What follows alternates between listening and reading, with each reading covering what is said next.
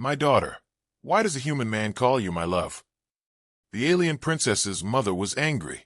The crystalline walls of the Etherean diplomatic vessel shimmered, like trapped rainbows, every color gently shifting as though the ship itself breathed.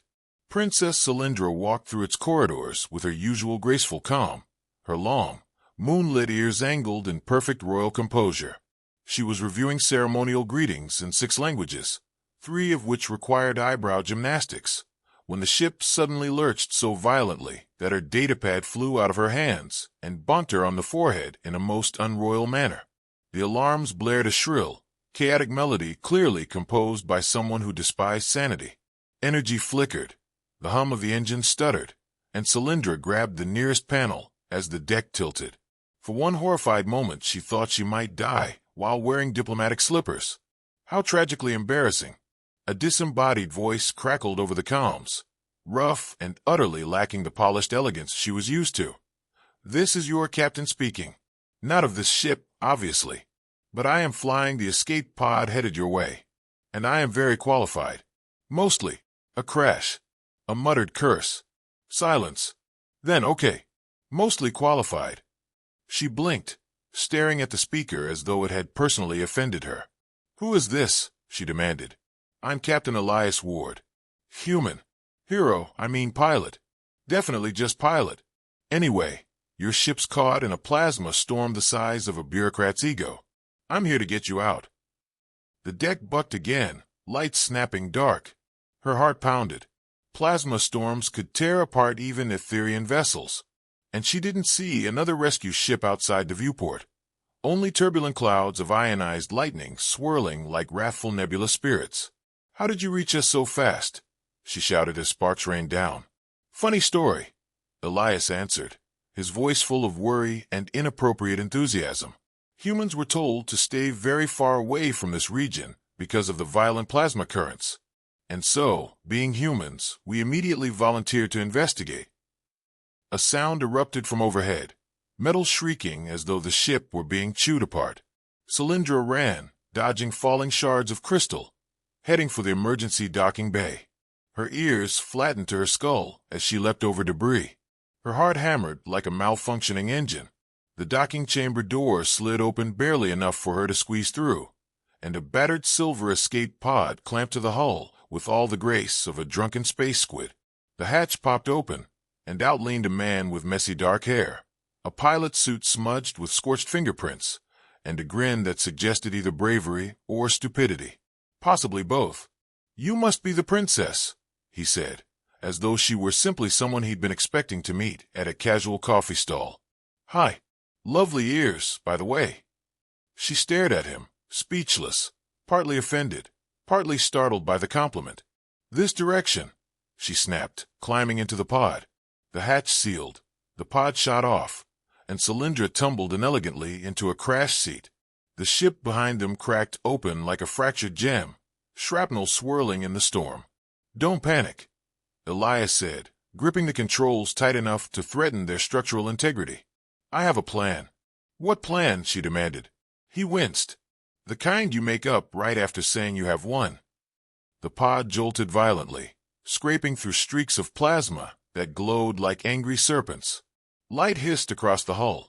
Etherians had centuries of technological advancement over humans, yet somehow this tiny, ridiculous piece of Earth-manufactured metal was still holding together.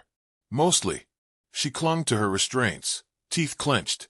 You are reckless. Thank you, he said as if she told him he had nice shoes. That was not a compliment. Oh, well, I'll take it anyway. The pod spun, stars smearing into chaotic spirals. Elias cursed colorfully. Apparently human vocabulary excelled at describing imminent doom. Alarms shrieked again. The navigation screen flickered. He slammed a fist on the console, and miraculously, the display stabilized. There, he shouted. A gravitational pocket. If we hit it just right, it'll sling us out of this storm like a cosmic slingshot. You are comparing our survival to a children's toy, she hissed. Hey, toys save my childhood. They can save us too. The pod plunged toward a pulsing vortex of warped space. Selyndra squeezed her eyes shut, wings of panic fluttering in her chest. She tried to breathe. She tried to remember royal composure. She tried not to imagine becoming space dust. Elias let out a wild laugh, half exhilaration, half terror. Here we go. If we die, it was a pleasure rescuing you, my love. Her eyes snapped open. You're what? Too late. The pod hurled forward. Light exploded. Everything stretched, bent, ripped through dimensions. Then silence. No alarms. No storm. Just distant stars, twinkling peacefully, as though the universe had not nearly killed them. Selyndra's breath returned in shaky, incredulous gasps. Elias slumped back in his seat, chest heaving. We're alive, he said in wonder, then added, far too casually, and still attractive, thank goodness. You, she started, her voice a dangerous whisper. Did you call me my love? He blinked, confused, cheeks flushing red. I thought I was dying. You can't judge a man's deathbed vocabulary. She found it difficult to maintain fury while still grateful to be breathing, but she tried. I am Princess Selyndra of House Starcrest. You cannot simply assign endearments to me. Well, excuse me, he said, raising a hand defensively. But when a stunning alien princess climbs into your escape pod while the universe tries to crush you into noodle-length fragments, terms of affection just slip out. Her ears flared in indignation. I would never compare you to noodles. I'll take that as a compliment, too.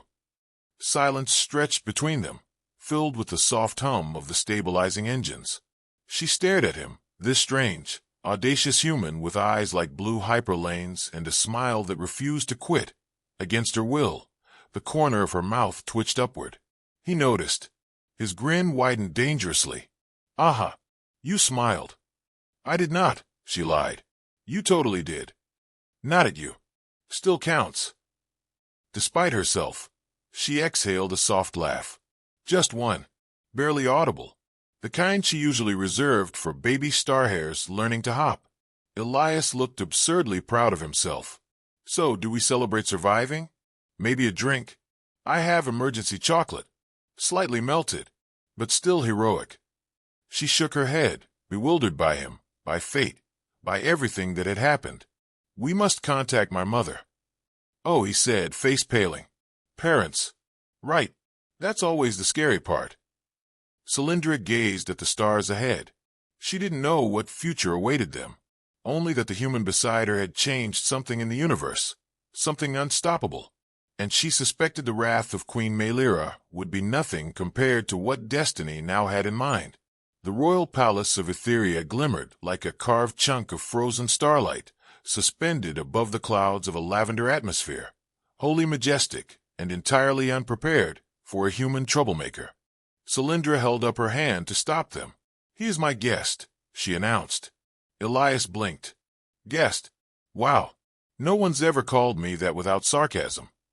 You will restrain your comments, she hissed under her breath. Right, he whispered back. Stoic. Silent.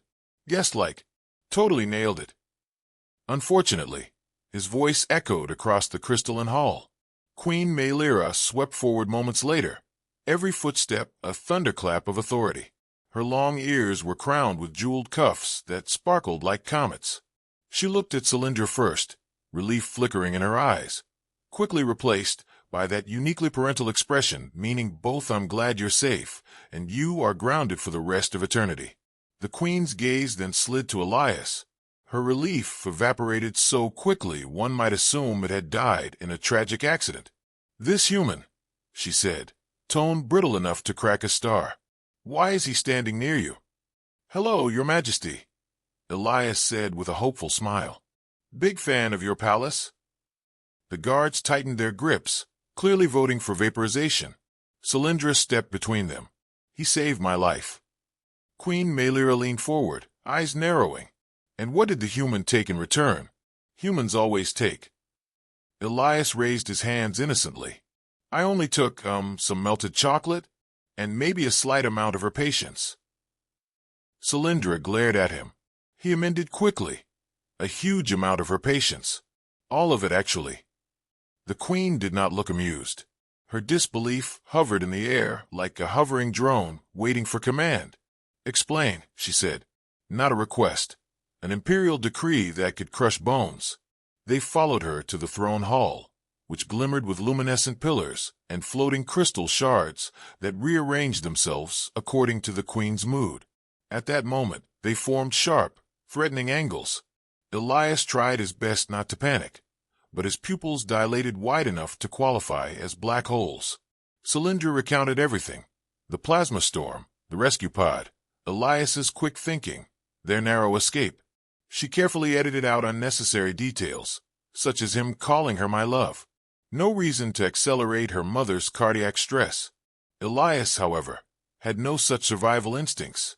And then, when I thought we were totally toast, he added proudly, I said, "It was a pleasure rescuing you, my love." And boom, slingshot through space, and we survived. The queen went still. Absolutely still. Even the air dared not move. Selyndra's ears shot upward in pure horror. "Why?" she whispered. "Are you like this?" Elias whispered back, "Honesty is a terrible habit, and I regret it deeply." The queen's eyes flashed with cosmic fire. "You declared affection for the heir to the Etherean Empire?" "I affection? No. Well, yes, but like panic affection." Elias winced. "Which is different?" "Probably." The floating crystals above began circling faster, sharp tips glinting ominously. Selyndra rushed to speak. "Mother." He spoke only out of fear, not intent. "Fear leads to foolish words," the queen said. "Foolish words lead to misunderstandings. Misunderstandings lead to war." Her voice rose. "And I do not have the patience for war this week." Elias leaned toward Selyndra. "Is war part of the normal weekly schedule here?" She pinched his arm. "Hard." Maelira's voice softened dangerously. "Human pilot, do you understand that a single phrase can alter destiny?" He nodded so fast his neck audibly popped. "Crystal clear." "Do you intend to court my daughter?" He sputtered like a broken engine. "Court? No. I mean, she's incredible, but no. Not unless she wanted that. Which, she definitely does not. Probably." Selyndra stared straight ahead, refusing to dignify his flailing with any expression. The queen studied them both. Silence stretched. The throne hall rearranged again. The crystals now pointed directly at Elias's vital organs. An impressive anatomical mapping, really. "I will permit the human to remain," she finally said. Elias sagged with relief. "In confinement," she added. Elias unsagged. "Confinement sounds temporary. Mild. Non-painful." "You will be restricted to the royal gardens," Maelira declared. "Oh," he breathed. "Gardens. Flowers. Birds. I can do gardens." Selyndra's expression went grim. The gardens contain carnivorous vines and emotionally unstable flora. His relief wilted. Emotionally unstable. "The tulips scream when touched," she whispered. The guards escorted Elias away. He waved at Selyndra like a man clinging to optimism by dental floss. "See you later. Unless the flowers eat me first." Selyndra watched him disappear through the towering archway. She'd survived a plasma storm. She'd survived existential terror. But this, navigating her mother's wrath and her own traitorous feelings, felt infinitely more perilous. Queen Maelira's voice broke into her thoughts. "Humans bring chaos. Their presence frays order. And you, my daughter, are destined for more than chaos." Selyndra lifted her chin. "Destiny is not always chosen by tradition." Her mother turned away, stiff with tension. "Perhaps." Then quietly, "But I will not lose you. Not to humans. Not to anyone." Selyndra stood motionless as the throne hall dimmed to dusk blue hues.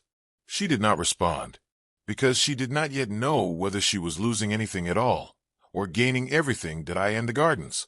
Somewhere beneath the starlit canopy of bioluminescent petals, a very confused human yelped. "Hey, stop screaming at me. I'm just walking." The tulips shrieked louder. Selyndra closed her eyes. The universe was becoming complicated, and she wasn't sure she wanted it any other way. Elias quickly learned 3 valuable lessons about the royal gardens of Etheria. First, the flowers could smell fear. Second, Pretending not to fear them only made them angrier. Third, screaming louder than the tulips did absolutely nothing to help. He tried to navigate the glittering paths without stepping on anything that looked offended by his existence, which was difficult, because everything looked offended by his existence. The vines hissed. The roses tracked him like targeting systems. A nearby bush emitted a warning growl that sounded suspiciously like, "Leave before I nibble your ankles." He whispered to himself, "Okay, be polite. Humans are guests here. Guests don't get eaten. Usually." Somewhere behind him, a mushroom laughed. He pretended not to hear it. Meanwhile, back inside the palace, Selyndra stood in her chambers, trying to meditate.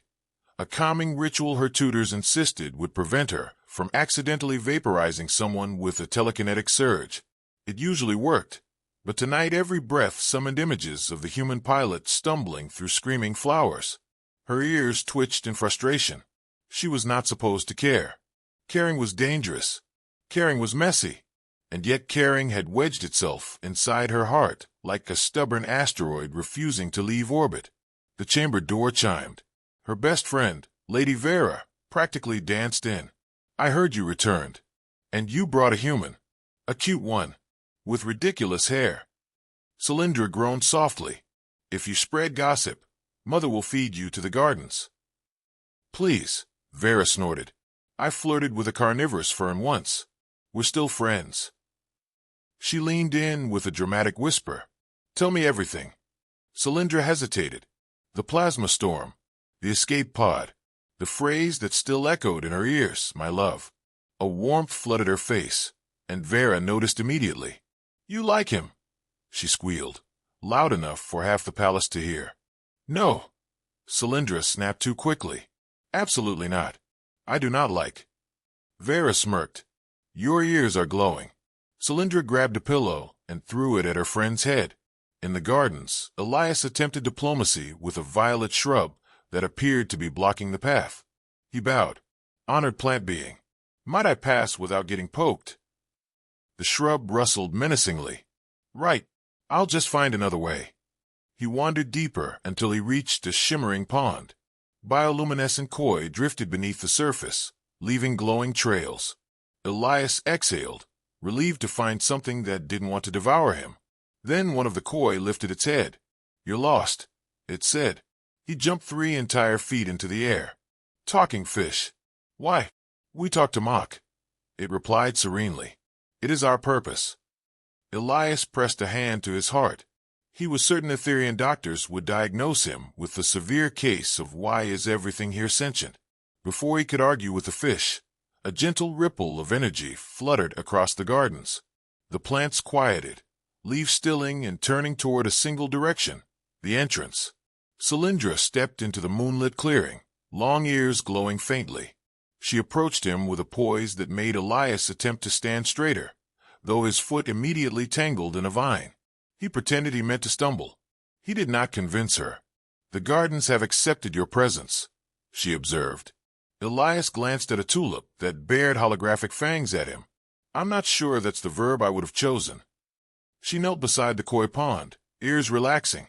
The fish immediately changed their tone, greeting her with soft compliments on her hairstyle.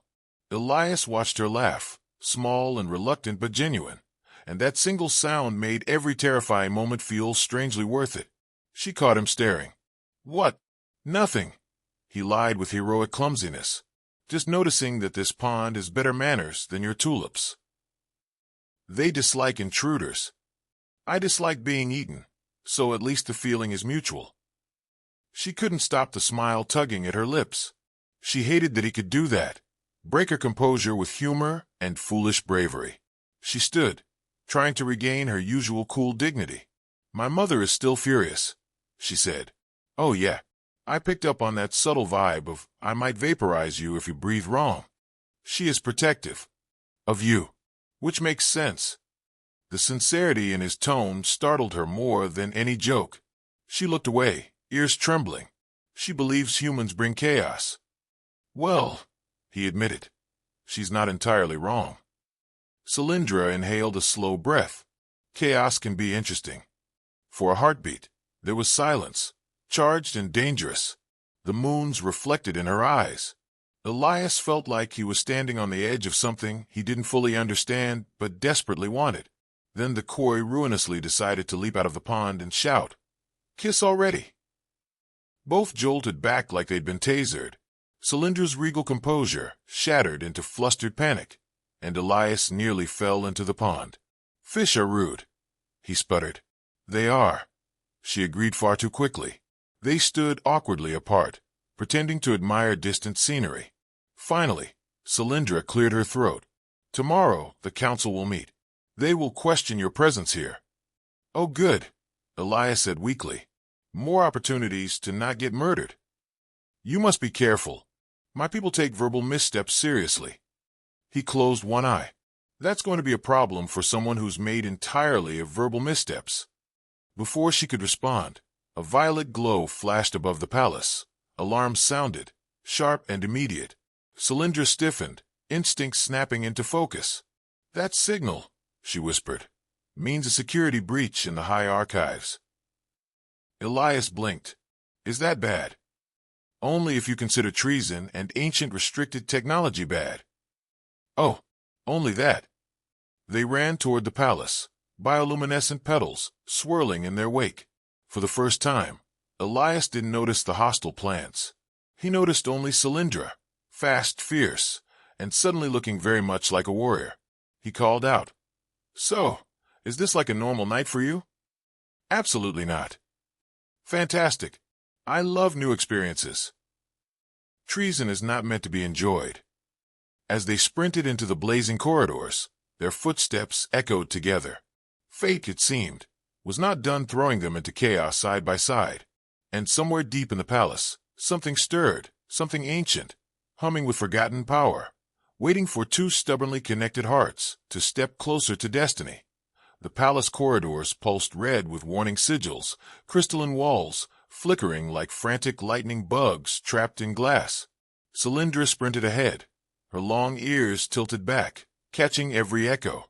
Elias followed as fast as human limbs allowed, which was significantly less graceful. He crashed into a floating vase on the way, an artifact that cost more than his spacecraft, and whispered an apology to it as he ran. Guards rushed past them toward the upper levels, speaking urgently into shimmering wrist comms. Selyndra's voice cut through the chaos. "The high archives contain ancient Etherean technologies. Dangerous ones, if they're being breached." Elias finished grimly. "Someone's planning something terrible? Or very stupid," she muttered. "On this planet, those intentions are often the same." They rounded a corner and skidded to a halt. A giant crystalline door loomed ahead, sealed, trembling, glowing with overload.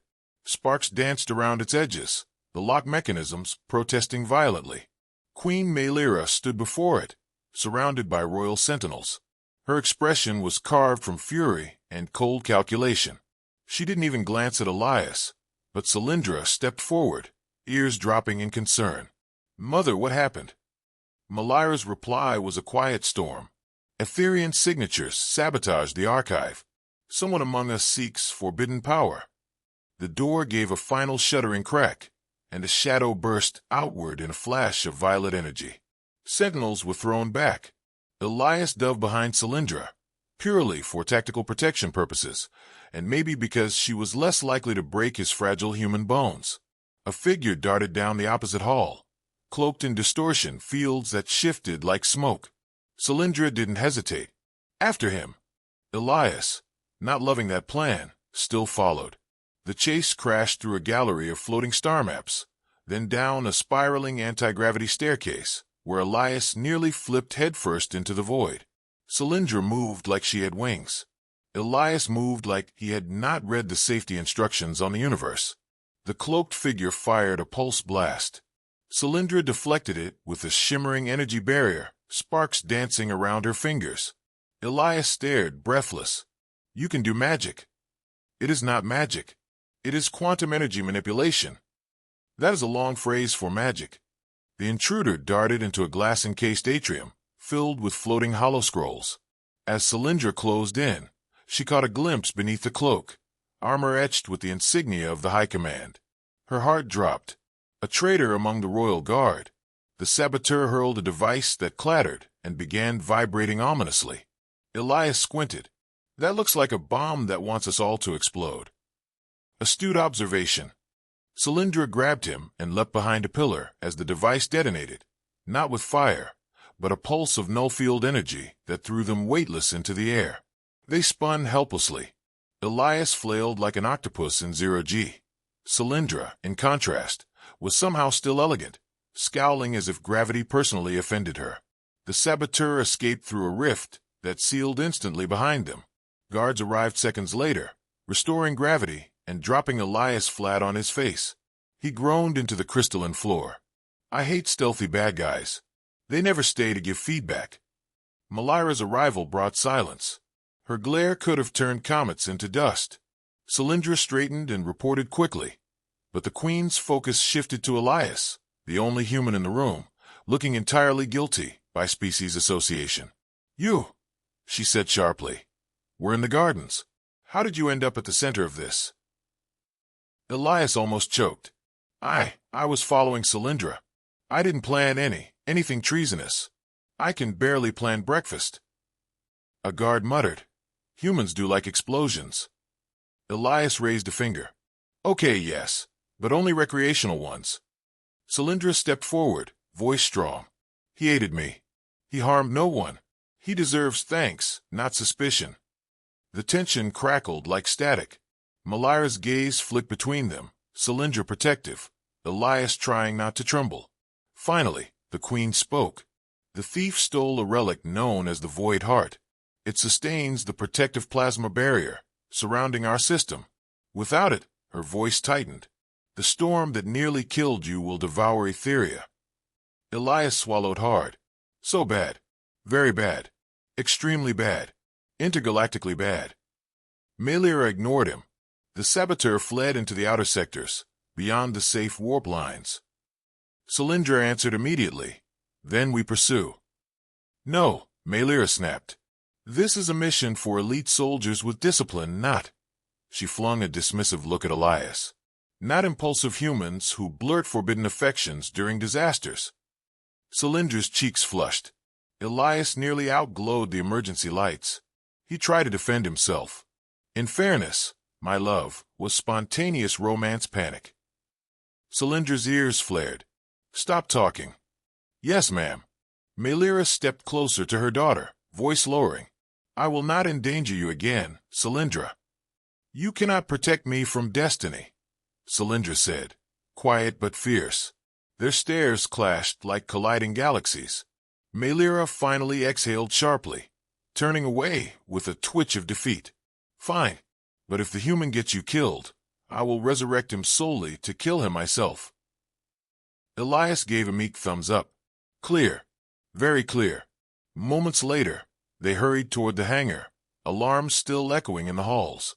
As they passed a window, Elias glimpsed the storm-torn horizon of Etheria, shimmering like a warning. He looked at Selyndra, adrenaline and fear twining through him. So road trip. She glanced at him, unable to stop the smallest spark of amusement. A perilous mission across unstable space to retrieve forbidden technology and unmask a traitor. He grinned nervously. Right. Road trip. They stepped aboard a sleek Etherian scout vessel, doors sealing behind them. The engines roared to life. Somewhere far beyond the palace walls, the Void Heart pulsed in the hands of a traitor determined to reshape fate. And whether they liked it or not, Selyndra and Elias were now in the heart of the storm together. Chaos, destiny, and inconvenient affection entwined in ways neither could escape. The scout vessel cut through the void like a silver blade, chasing the faint energy trail of the stolen Void Heart. Elias sat in the co-pilot seat, trying very hard to look useful, while not pressing random glowing buttons. Selyndra piloted with focused grace, her ears angled forward, catching every shift in the ship's systems. The stars outside blurred into pale streaks as they jumped into high warp. Elias cleared his throat. So, when we catch this traitor, we knock politely? Ask them nicely to hand over the Doomsday Relic. We incapacitate them, Selyndra replied. Preferably without vaporization. Mother hates paperwork. Oh, sure. Light beating. Heroic scolding. Got it. Despite the danger, there was a strange peace between them now. The silence wasn't awkward. It was full, charged, like they both knew what they were fighting for, but weren't ready to admit it. A signal pinged. Selyndra stiffened. The Void Heart's energy signature there. A small moon, cracked and half-swallowed by plasma storms. Elias stared through the viewport. Lovely vacation spot. Do we get matching radiation suits? She smirked. Only if you behave. I'll misbehave on purpose then. The ship landed near a cavern entrance, glowing with violet residue, the relic's trail. They exited cautiously.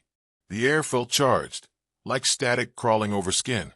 Inside the cavern, crystalline pillars jutted up like broken fangs, humming with latent power. The saboteur waited near a floating console. Void Heart nestled inside a containment ring of spiraling energy. He lowered his hood. A high-ranking commander, someone sworn to protect the Queen. Selyndra's voice cracked with betrayal. Commander Arvin, why? He turned, eyes wild. Etheria has grown weak. We hide behind peace, while the universe sharpens its claws. With the Void Heart under my command, we could wield the storms, conquer the stars. Elias whispered to Selyndra. He sounds like someone who never got invited to parties. Arvin snarled. Humans. Contaminating this empire. Polluting the princess with foolish emotion. Selyndra stepped forward, chin high. Human emotion saved my life. And maybe yours needs saving too. The energy around Arvin surged. Stay back. Elias peeked from behind a stalagmite. Listen, buddy. I know delusional speeches are part of the villain starter pack, but maybe try yoga instead? Breathing exercises. Arvin fired a plasma blast. Selyndra deflected it, shielding Elias as the cavern shook. You can't control the Void Heart, she shouted. It will consume you. I will master it. Arvin thrust his hand into the containment ring, ripping the relic free. Bad idea. The cavern roared with energy. Lightning burst from the Void Heart, ripping the ground. Arvin screamed as he was hurled backward, the relic spinning wildly, destabilized. Elias didn't think, he ran. Straight toward impending doom. Selyndra gasped. What are you doing? Being stupid. Heroically stupid. He leapt, grabbing the Void Heart with both hands. His body lit up like a comet of poor decisions. Pain shot through him, but he held on. Selyndra threw her arms around him, her power flaring, quantum energy weaving around them. Their breaths tangled, their hearts sync beat. The Void Heart pulsed. Hard. The blast that followed wasn't destruction, it was release. A wave of stabilizing energy rippled outward, sealing fractures in the air, calming the raging plasma storms beyond the moon. When the light faded, the relic rested inertly in Selyndra's palms. Elias collapsed to the ground, chest heaving. Selyndra dropped to her knees beside him. Elias, say something. His eyelids fluttered. If this is the afterlife, it's gorgeous. You are not dead, she snapped, half furious, half terrified. He flashed a weak smile. Then that means I get to tell your mother I helped save the galaxy. Twice. She stared at him, joy and relief, fighting for space. You risked everything. I'd do it again, he said softly. For you. Her long ears trembled. This time, she didn't hide. She leaned in, pressing her forehead to his. They breathed the same air, shared the same trembling laugh. A moment suspended in the cosmos, undeniable, unstoppable. Royal guards arrived, taking Arvin into custody and securing the Void Heart. The journey back to Etheria passed in a quiet warmth. Selyndra remained beside Elias the whole time, watching over him like a star guarding its planet. In the throne hall, Queen Maelira waited, posture rigid but eyes softening at the sight of her daughter unharmed. Elias tried to bow, wobbled, and Selyndra caught him before he toppled. Maelira's gaze shifted to him. Human. Yes, your majesty? Elias squeaked. You saved my daughter. Again. A pause of cosmic length. I misjudged you. Elias blinked. Does that mean I'm not getting punished? It means, she said carefully, that if my daughter chooses chaos, I accept it. Selyndra's heart fluttered. Maelira turned away before emotion betrayed her too obviously. Elias whispered, Did she just approve of me? Do not push your luck, Selyndra warned, tugging him upright. Later, in the gardens, now far less hostile thanks to recent heroics, they walked together beneath glittering vines. No alarms, no traitors, just peace. Elias nudged her shoulder lightly. So what now? She took his hand, her long ears glowing softly. Now we write our own story, one that no one expects. He grinned. My love, he teased, just a little. Her cheeks warmed. Still reckless, still foolish. You love that about me. I am learning to, she admitted. The koi splashed, shouting, finally. They laughed, leaning into each other. Above them, twin moons shone bright over a future forever changed. Two worlds bound not by war or fear, but by the courageous absurdity of love. And somewhere deep in the palace, Queen Maelira sighed, pinching the bridge of her nose and whispering to herself, at least he's our chaos goblin now. The end.